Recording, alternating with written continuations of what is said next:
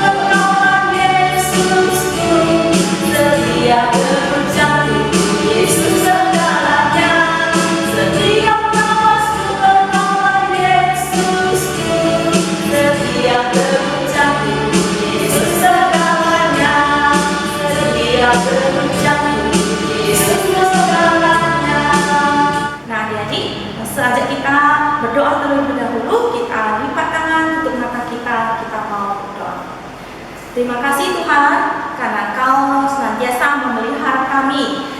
Hingga pada pagi hari ini kami boleh bersama-sama kembali beribadah dalam sekolah minggu. Tuhan, biar segala pujian kami boleh membuat Tuhan senang. Dan kami menyerahkan kebaktian ini ke dalam tangan-Mu. Di dalam nama Yesus Kristus kami berdoa dan ucap syukur. Amin. 小朋友们平安。 平安。 老师相信你们都很好，老师percaya kalian semua baik，因为有神与我们同在。Karena ada penyertaan Tuhan， 好像我们要唱的歌，seperti lagu yang akan kita nyanyikan， 我与主同行。saya berjalan dengan Tuhan， 我跟随他的脚踪，在mengikuti jejaknya。我们要赞美他，哈利路亚，哈利路亚。 来，我们一起来唱。主与我同行，我跟随主脚踪。我主与我，主与我，主与我同在。我们赞美主，哈利路亚。我们称颂耶和华。我们赞美主，哈利路亚。 我们称颂耶和华，主喊的上主，主喊的上主，主一路的大家，主喊的主，主喊的主，主喊的上主，我不记得，我不记得，哈利路亚，哈利路亚。 我不记得，哈利路亚，主的主喊叫荣耀，我们赞美主，哈利路亚，我们称颂耶和华，我们赞美主，哈利路亚，我们称颂耶和华。Nah, adik-adik, langsung mau tanya, siapa yang cinta Tuhan Yesus? Saya cinta Yesus. Ya, yang cinta Tuhan Yesus angkat tangannya.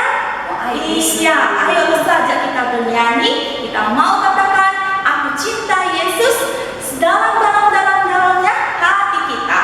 Ayo kita nyanyikan ya, dan kita buat gerakannya.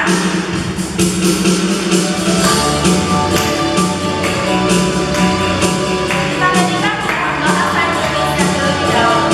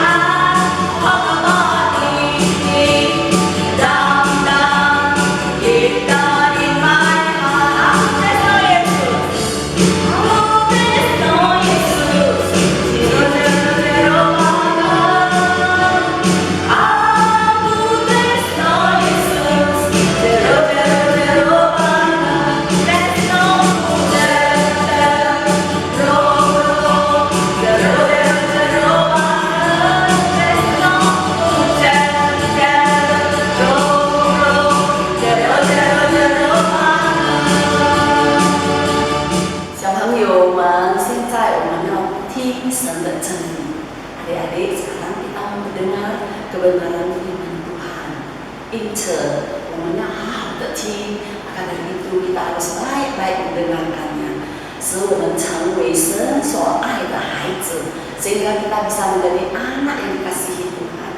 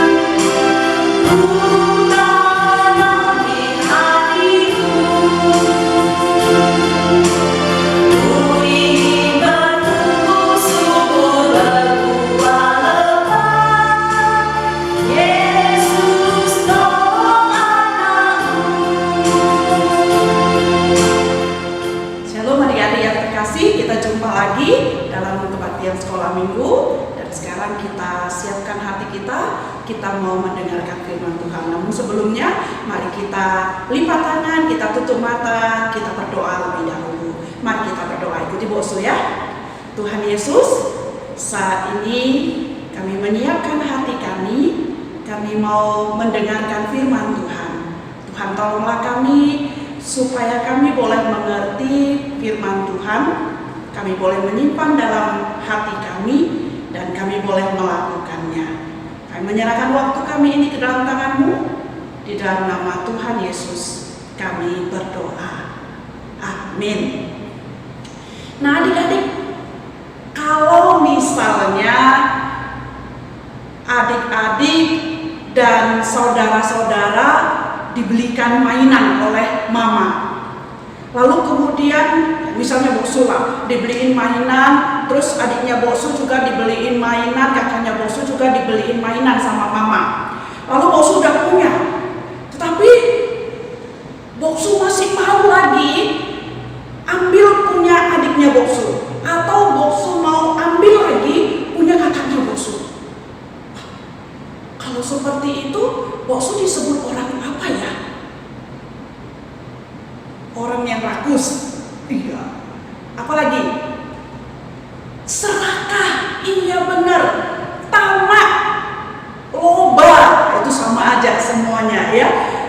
Jadi hari ini Bosu mau cerita dengan satu tema, satu judul, jangan serakah. Nah, apa artinya serakah itu? Ya, serakah itu sama dengan tamak, ya, sama dengan loba, gitu ya. Apa artinya serakah itu? Serakah itu artinya, ya, kita tidak puas dengan apa yang kita punyai atau apa yang kita terima dan kita ingin yang lebih lagi. Ya, jadi serakah itu kita tidak puas dengan apa yang kita punya atau apa yang kita terima, lalu kita mau lagi yang lebih banyak lagi, mau lagi yang lebih lagi, mau lagi yang lebih. Nah, kadang-kadang untuk itu kita melakukan jalan yang salah. Nah, adik-adik, hari ini Bosu mau cerita dengan satu tema, jangan serakah. Jangan serakah. Nah, adik-adik, Bosu mau cerita dahulu tentang satu dongeng, ya. Satu dongeng yang menceritakan tentang seorang kakek petani yang serakah. Nah, kakek petani ini kerjanya setiap hari, ya, dia mencari ikan di sungai. Jadi dia punya sebuah sampan. Jadi pagi-pagi dia cari ikan, memancing, ya, di sungai, lalu sore dia pulang. Kadang-kadang dia dapat, tapi kadang-kadang enggak. Dan mereka sangat miskin sekali. Dia dan istrinya sangat miskin. Rumah mereka cuma gubuk-gubuk yang kecil, ya. Dan kehidupan mereka hanyalah dari hasil petani itu, ya, menangkap ikan. Walaupun di depan rumahnya dia ada tanam sedikit-sedikit sayur, ya. Jadi kalau dia bisa dapat ikan, hari ini dia makan dengan sayur yang dia petik dari depan rumahnya, yang halamannya sedikit itu, dan dengan ikan. Atau kemudian kalau ikannya banyak dia jual ke pasar, ya. Tapi kalau dia tidak dapat ikan, ya dia cuma makan sayur-sayuran yang dia tanam sedikit di depan rumahnya. Nah, kakek tua ini setiap hari seperti itu kerjanya, ya. Nah, satu hari dia bertemu dengan seorang lelaki, ya, yang begitu berwibawa. Lalu ketika dia bertemu, lelaki yang berwibawa ini berkata kepada kakek itu, "Kakek, besok ketika engkau pergi ke sungai dengan perahumu, ketika engkau mau menangkap ikan, memancing ikan, engkau akan menemukan harta. Nah, ketika engkau nanti mendayung sampanmu, engkau akan menemukan satu tanda di mana ada air seperti air mancur di tengah sungai itu. Dan di situ nanti engkau akan menemukan harta untuk menolong kehidupanmu." Wah, kakek ini senang sekali, ya. Lalu dia berterima kasih. Nah, besok paginya, pagi-pagi sekali dia sudah mengambil sampannya, ya. Dia sudah membawa sampannya, lalu dengan semangat dia mendayung sampannya, ya.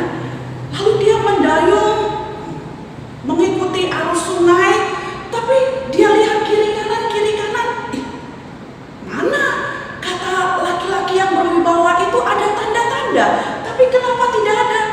Lalu dia mendayung lagi, sampai kemudian dia melihat ada air seperti air mancur. Dia lihat, wah, mungkin ini yang dia kakek yang orang yang berwibawa itu katakan. Tapi dia lihat-lihat, mana harta karunnya?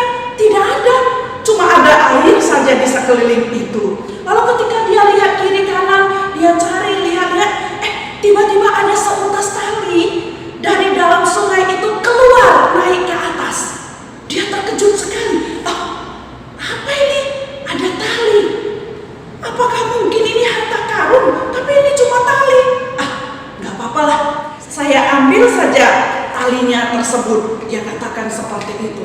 Lalu dia mengambil tali itu, ya. Dia mengambil tali itu, dia tarik ke atas tali itu, ya. Waktu dia tarik, adik-adik tahu apa yang terjadi?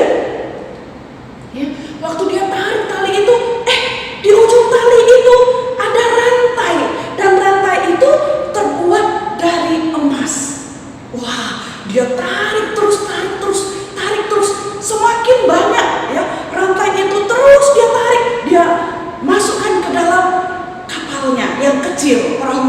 kecil. Terus dia tarik sampai kapalnya menjadi penuh.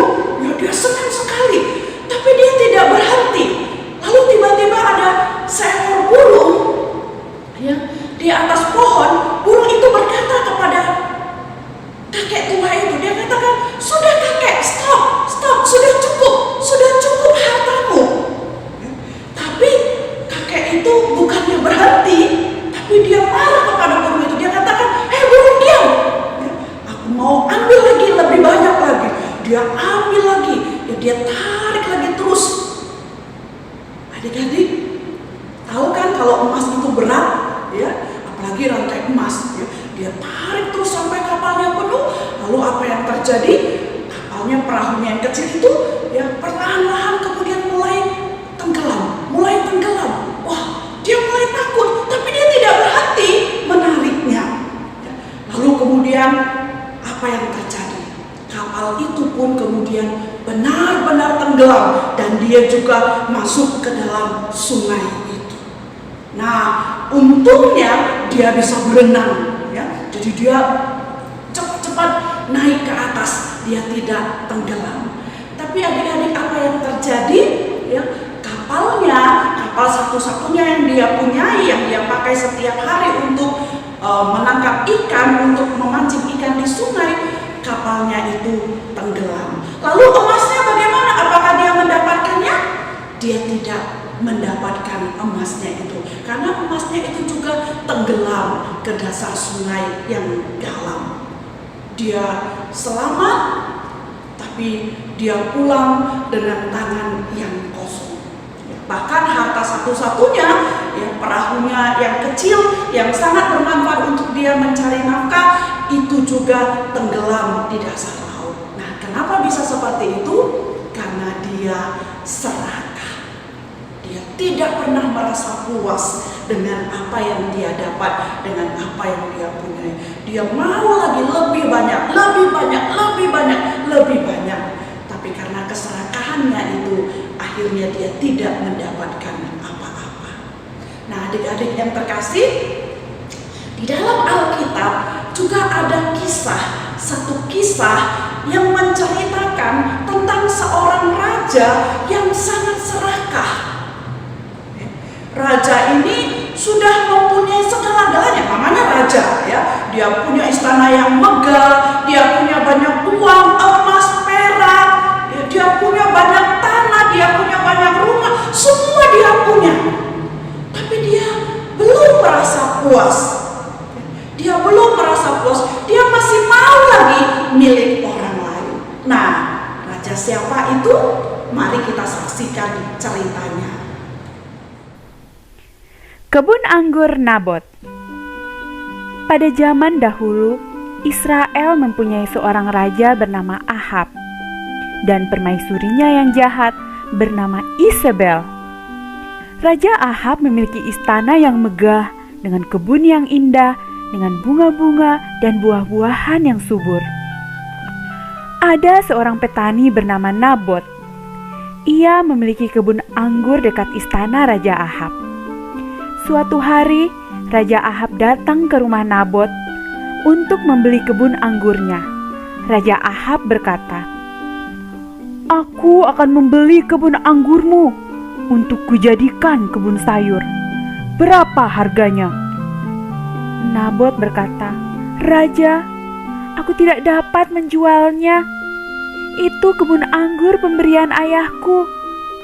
Ahab kembali ke rumahnya dengan marah. Lalu datanglah Isabel dan berkata, "Nabot menolakmu memberikan kebun anggurnya. Serahkan padaku."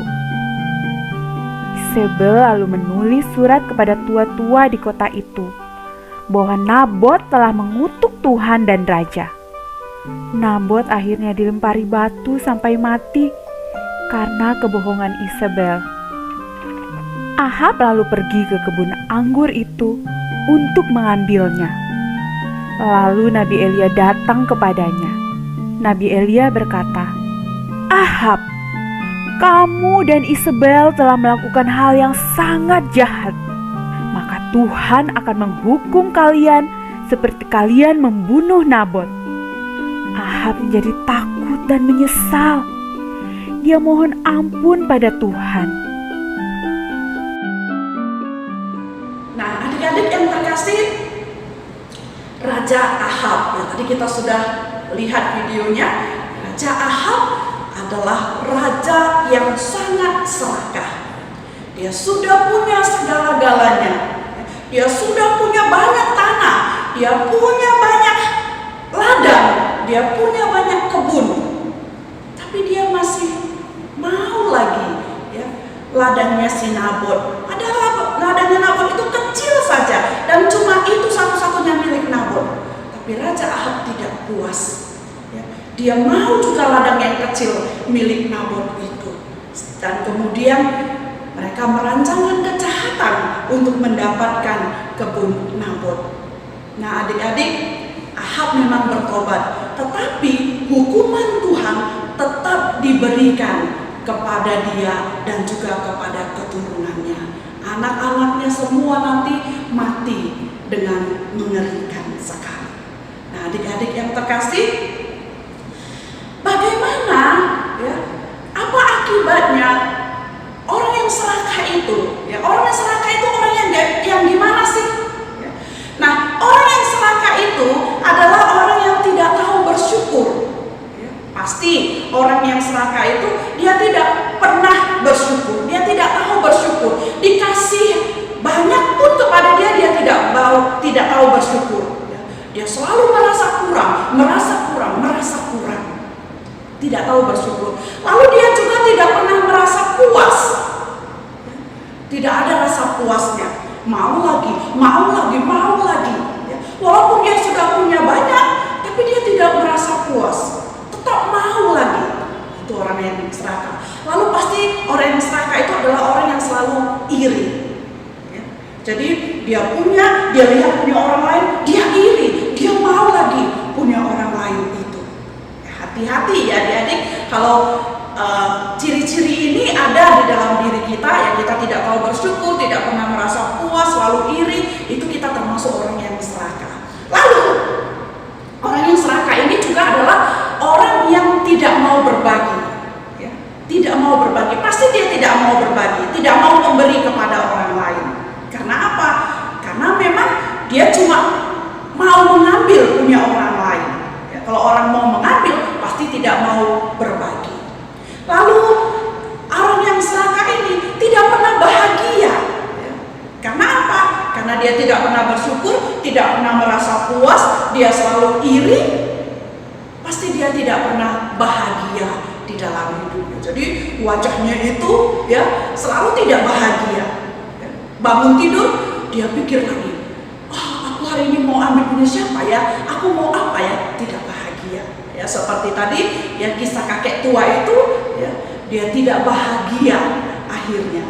Lalu yang pasti orang yang serakah itu adalah orang yang jahat, ya, dan pasti akan dihukum oleh Tuhan. Nah, adik-adik, itu adalah ciri-ciri orang yang serakah. Jadi kita periksa diri kita, ya, apakah kita tidak tahu bersyukur, apakah kita tidak pernah merasa puas, apakah kita selalu iri, apakah kita tidak mau berbagi. Punya adik mau kita ambil, punya kakak mau kita ambil, punya teman mau kita ambil. Ya. Nah, apakah kita orang yang seperti itu? Kalau kita orang seperti itu, kita termasuk orang yang serakah. Hati-hati bahwa orang-orang yang seperti itu tidak akan pernah bahagia dan pasti akan dihukum oleh Tuhan. Lalu bagaimana caranya supaya kita tidak serakah? Ya. Bagaimana caranya supaya kita tidak tamak? Yang pertama, selalulah bersyukur. Jadi apapun yang kita punyai, banyak atau sedikit, bersyukurlah kepada Tuhan. Ya. Tuhan memberikan kepada kita banyak atau sedikit, bersyukurlah. Ya. Bersyukurlah kalau kita bisa mempunyai, ya, sesuatu. Lalu kemudian yang kedua, selalu merasa puas. Ya. Apa yang kita punyai, mungkin mainan kita cuma segini, ya puaslah dengan mainan kita. Ya, mungkin mainan orang segini banyaknya, ya tidak usah iri, kita cukup puas dengan mainan kita mainkan. Jangan mengingini punya orang lain. Ya. Nah, kalau kita bisa merasa puas, kita bisa bersyukur, kita pasti tidak akan serakah. Lalu kemudian yang penting juga cara supaya kita tidak serakah adalah belajar berbagi, belajar memberi kepada orang lain. Nah, adik-adik, kalau adik-adik bisa memberi, bisa berbagi kepada orang lain, ya, mungkin adik kita yang tidak mempunyai mainan yang banyak kita bagi, ya, lalu kita melihat dia senang, kita pun pasti ikut senang, ya. Atau kita berbagi ke panti asuhan, kepada anak-anak yang kurang, kita berbagi kepada mereka, kita memberi kepada mereka, ya, mereka bersuka cita, kita pun merasa senang. Dan kalau kita bisa berbagi kepada orang lain, kita pasti tidak akan menjadi serakah, kita pasti tidak akan menjadi tamak. Lalu kemudian supaya kita tidak serakah, jangan iri. Jangan iri dengan punya orang lain, jangan iri dengan apa yang dimiliki orang lain, jangan iri dengan kehebatan orang lain. Kamu dapat nilai 7, temanmu 10, tidak usah iri. Jangan iri. Kalau kamu iri, kamu akan bisa jadi serakah. Kamu mau 10. Lalu bagaimana? Kamu mulai menyontek, kamu mulai melakukan ini itu yang tidak benar, lalu kamu jatuh dalam dosa. Tapi kalau kamu puas, kamu sudah belajar dengan sungguh-sungguh, ya, tetapi dapat nilai 7, puaslah, syukurlah kepada Tuhan, ya. Kamu sudah sungguh-sungguh belajar, jangan iri dengan orang lain. Nah, kemudian kalau kamu tidak serakah, kamu pasti akan berbahagia. Jadi adik-adik, itulah caranya supaya kita tidak serakah. Yang pertama, selalu bersyukur. Yang kedua, selalu merasa puas, ya. Diberi seberapa kita merasa puas, kita merasa bersyukur. Punya seberapa kita merasa puas, kita merasa bersyukur. Lalu belajarlah membagi, memberi kepada orang lain. Masih banyak orang-orang yang lebih miskin daripada kita, lebih susah daripada kita, yang hidupnya lebih tidak punya daripada kita, ya. Mari kita bagi kepada mereka, mari kita beri kepada mereka. Ingatlah ketika kamu membagi, ketika kamu memberi, ya, orang-orang akan bahagia. Ketika orang-orang bahagia, orang-orang tersenyum, kamu juga akan bahagia, kamu juga akan tersenyum. Lalu kemudian jangan iri. Ingat-ingat, jangan pelihara iri di dalam hatimu. Kalau kamu bisa melakukan itu, kamu pasti akan berbahagia. Nah, adik-adik yang terkasih, kita baca firman Tuhan, ya. Apa yang Tuhan katakan tentang orang yang serakah? Di dalam Efesus 5 ayat 5. Mari kita baca sama-sama. Dua-dua, ya. Ingatlah ini baik-baik. Tidak ada orang sundal, orang cemar, atau orang serakah. Artinya penyembah berhala yang mendapat bagian di dalam kerajaan Kristus dan Allah. Ya, jadi sekali lagi, ingatlah ini baik-baik. Tidak ada orang sundal, orang cemar, atau orang serakah. Artinya penyembah berhala yang mendapat bagian di dalam kerajaan Kristus dan Allah. Jadi adik-adik, ternyata orang serakah itu sama dengan penyembah berhala, ya. Orang serakah itu sama dengan penyembah berhala, dan mereka, dikatakan firman Tuhan tadi, tidak akan mendapat bagian dalam kerajaan Tuhan. Kenapa? Karena orang serakah yang sama dengan penyembah berhala pasti akan dihukum oleh Tuhan, ya. Jadi ingat itu. Lalu kemudian hukum Taurat yang ke-10, ya, adik-adik sudah belajar tentang hukum Taurat yang pertama sampai yang ke-10. Hukum Taurat yang ke-10, kalau kita ringkas, itu mengatakan seperti ini. Jangan mengingini milik orang lain. Jangan mengingini kepunyaan orang lain. Jadi kalau kita mengingini milik orang lain, kita mengingini kepunyaan orang lain, kita sudah termasuk orang yang serakah. Orang yang serakah sama dengan penyembah berhala akan mendapatkan hukuman Tuhan dan tidak akan mendapat bagian dalam kerajaan Allah. Jadi adik-adik yang terkasih, hari ini firman Tuhan mengajarkan kita sekali lagi supaya kita menjadi anak-anak Tuhan yang tidak serakah, yang tidak tamak, yang tidak loba. Kita harus belajar menjadi anak Tuhan yang mau berbagi, anak Tuhan yang tahu bersyukur, anak Tuhan yang puas dengan apa yang kita punyai. Nah, saya percaya adik-adik ya akan melakukannya itu di dalam kehidupan adik-adik, karena adik-adik tidak mau dihukum oleh Tuhan. Ya. Nah, kiranya firman Tuhan menolong kita. Ya, sekali lagi, mari sama-sama kita ucapkan, kita katakan, aku tidak mau serakah. Ya, sekali lagi, aku tidak mau serakah. Nah, mari kita berdoa. Tuhan Yesus, terima kasih. Kami sudah mendengarkan firman Tuhan. Firman Tuhan mengingatkan kami supaya kami tidak menjadi anak-anak yang serakah, anak-anak yang tamak. Tuhan, tolonglah kami supaya kami belajar bersyukur, kami belajar puas dengan apa yang kami punyai. Kami belajar untuk memberi kepada orang lain. Kami belajar untuk tidak iri hati. Karena itulah caranya supaya kami tidak menjadi orang yang serakah. Tuhan, tolonglah kami mau menjadi anak-anak yang menyenangkan hati Tuhan, menjadi anak-anak yang memuliakan Tuhan. Di dalam nama Tuhan Yesus kami berdoa. Amin. Nah, adik-adik, Allah sudah menciptakan kita dan Allah memelihara kita ciptaannya setiap hari. Segala yang Tuhan berikan kepada kita adalah yang terbaik. Jadi kita harus belajar bersyukur, berterima kasih.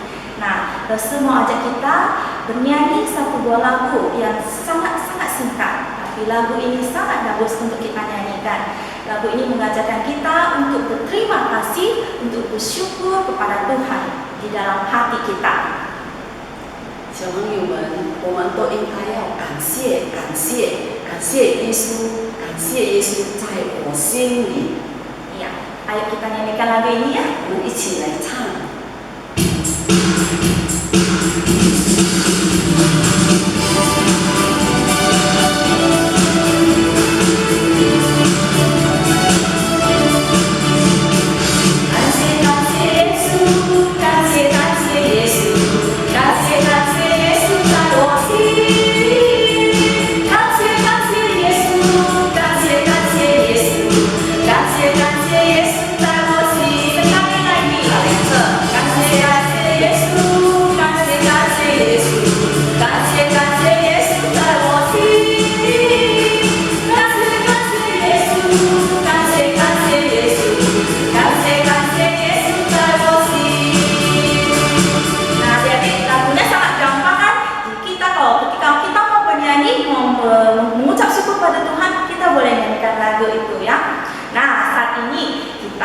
Sudah di akhir kebaktian selama minggu, kita mau sama-sama berdoa doa yang telah diajarkan Tuhan Yesus, yaitu doa Bapa kami. Ayo kita semua sama-sama lipat tangan, tutup mata, kita mau berdoa.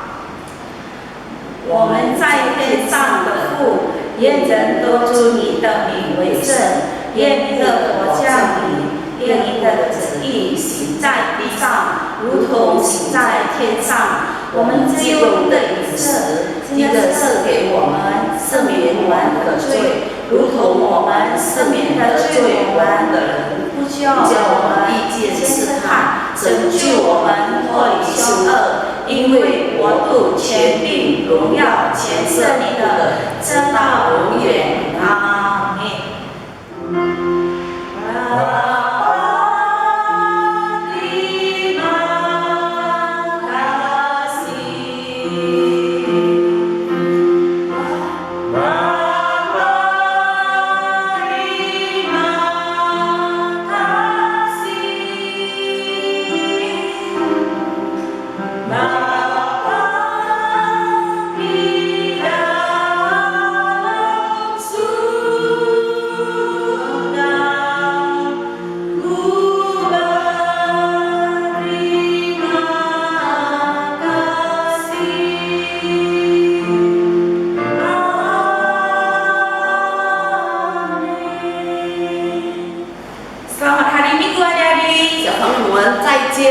Sampai jumpa minggu depan.